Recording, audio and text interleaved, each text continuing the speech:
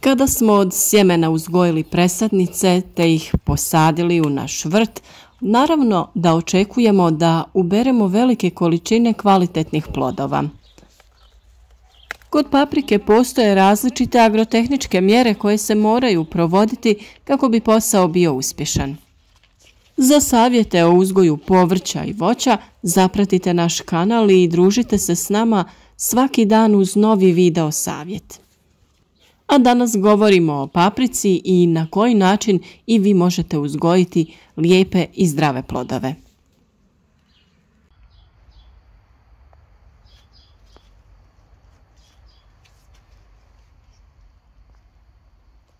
Svi koji redovno pratite naš kanal mogli ste vidjeti u prethodnim videima kako smo mi oblikovali stablo paprike, kako naše paprike lijepo napreduju, kako održavamo njezin oblik, kako smo zavezali i slične radnje koje je potrebno obaviti u ovom stadiju uzgoja paprike. Papriku smo jednostavno zavezali sa omčom na račvi gdje se paprika odvaja na dvije grane. I sada ćemo lagano tu stabljiku da omotavamo oko špage, pazeći na cvjetove. Tako će stabljika biti stabilna i moći će da izdrži teret plodova, koji će, nadamo se, biti krupni.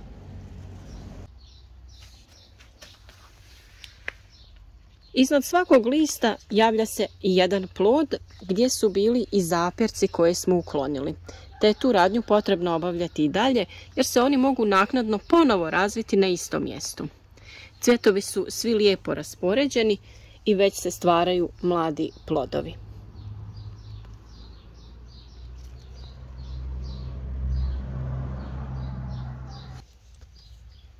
Kako bi imali krupne i kvalitetne plodove te snažnu stabljiku, vrlo je važno na vrijeme odraditi određene agrotehničke mjere, te je najbitnija u svemu tome prihrana paprike. Upravo to je i tema današnjeg videa, pa ćemo tome posvetiti pažnju u nastavku. Vrlo je važno da redovno obilazite nasade i pregledate stanje na listovima kako bi uočili možda neke eventualne nametnike ili neke različite promjene.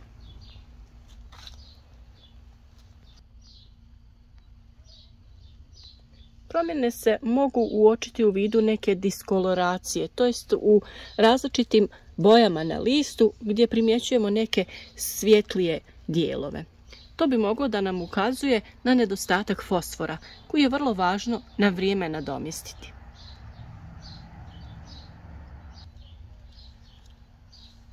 Fosfor je vrlo važan za ukorjenjavanje biljke kako bi ona kvalitetno razvila korijen koji će biti dosta račvast, te će moći da usvaja ostala hranjiva.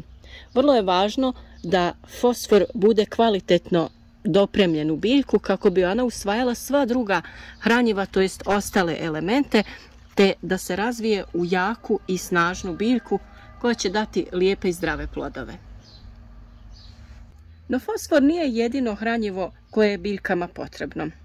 U ovom stadiju moramo se pobrinuti da biljke dobiju dovoljnu količinu kalija i kalcija. Ta dva makroelementa su vrlo važna da bi imali zdrave plodove. I sada je vrijeme da biljkama osiguramo dovoljne količine, jer kada se već pojave oboljenja u nešto kasnijem stadiju, tada može biti kasno. Da bi plodovi bili kvalitetni, a urod što veći, vrlo je važno na vrijeme osigurati dobre količine kalija.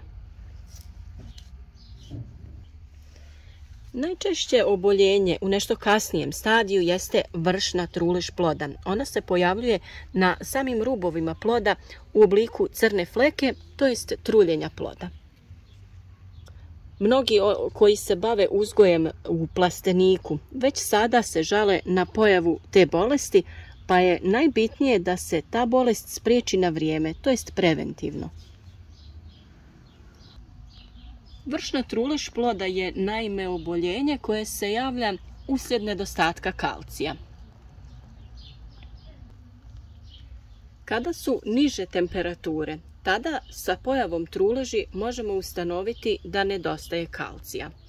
Ali kada su visoke temperature, možemo čak ustanoviti da kalcija ima dovoljno u tlu, ali ga zbog tih visokih temperatura biljka ne može kvalitetno usvojiti iz tla. Ukoliko želimo brzu reakciju, to jest da brzo uvidimo rezultate našeg rada, važno je biljke prihraniti folijarno, to jest preko lista, sa različitim hranjivima koja se mogu na taj način primjenjivati. Jedno od takvih hranjiva je i ovaj Vital Power Calcio, kojeg smo koristili u prethodnim sezonama i odlično nam se pokazao.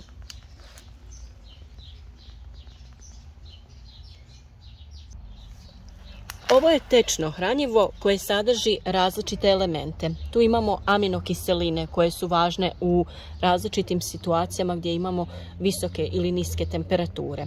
Također imamo i dušik koji je vrlo važan za razvoj zelene mase i snažne biljke. Najvažniji sastojak je kalcij koji će osigurati kvalitetne i čvrste plodove.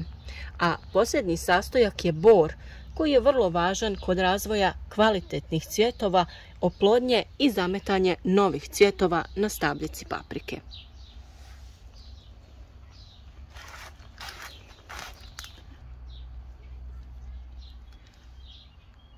Od istog proizvođača imamo i kalij koji možemo koristiti zajedno u kombinaciji sa kalcijem. Iako kod drugih proizvođača ne preporučuju miješanje hranjiva na bazi kalija i kalcija, ova se dva mogu kombinirati i koristiti u jednom tretmanu. I ovaj kalij također sadrži dušik i aminokiseline koje su vrlo važne za biljku.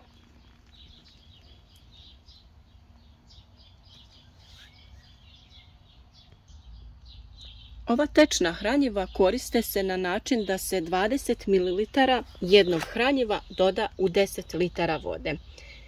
Pojedinačno ova hranjiva možemo koristiti svako 3 dana. Na primjer, jedan dan koristimo ovaj kalcij, a nakon 3 dana koristimo kalij. I tako naizmjenično koristimo oba hranjiva. A također možete da ih i kombinirate u jednom hranjenju, to jest prskanju, 20 ml svakog od ovih hranjiva u 10 litara vode i prihranite biljke folijarno, to jest prskanjem preko lista.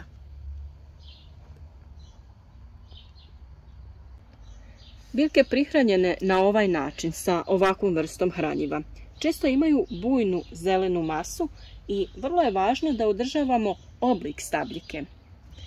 Tu smatramo oblikovanje biljke tako što ju vodimo na 2 ili 3 grane, ali tada moramo da uklanjamo zaperke i dodatne grane koje se razvijaju. Uvijek ćemo ostavljati jednu glavnu granu, a ove sa strane ispod ploda, to jest cvijeta, ćemo ukloniti.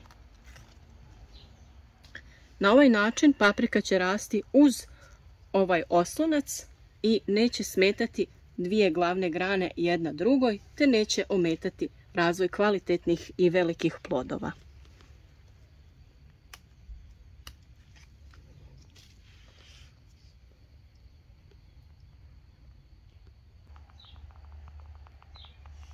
Vrlo je važno da redovno obilazite vaše biljke i pregledate donje strane listova gdje se najčešće zadržavaju štetnici. Te je vrlo važno da ih na vrijeme uočite i na vrijeme krenete sa tretmanom njihovog suzbijanja.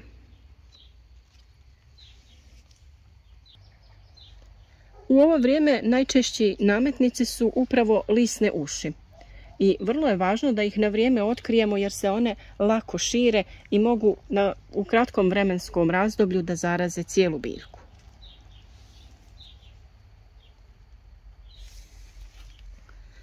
Također, jedna od mjera da izbjegnemo oboljenje listova jeste da uklonimo najniže listove koji dodiruju tlo ili dodiruju u ovom slučaju najlon.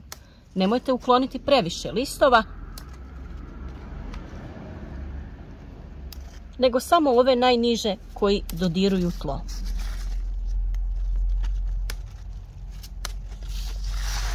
Svakako te listove pokupite i iznesite iz plastenika ili iz vrta.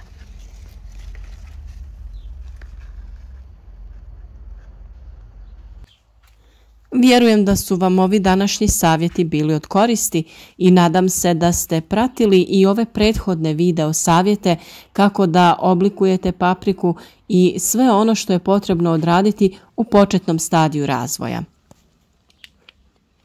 Kako bi sve korake obavili na vrijeme i u narednom periodu, zapratite naš kanal i poslušajte redovno savjete koje vam donosimo kako bi i vi uzgojili kvalitetne, krupne i ukusne plodove paprike.